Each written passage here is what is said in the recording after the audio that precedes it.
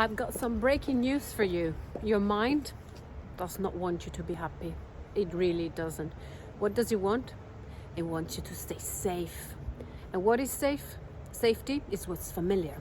So if you, when you were a child, you were familiar with rejection, procrastination, abandonment, arguments, whatever it is that you are familiar with, your mind wants to hold on to that, to latch on to that.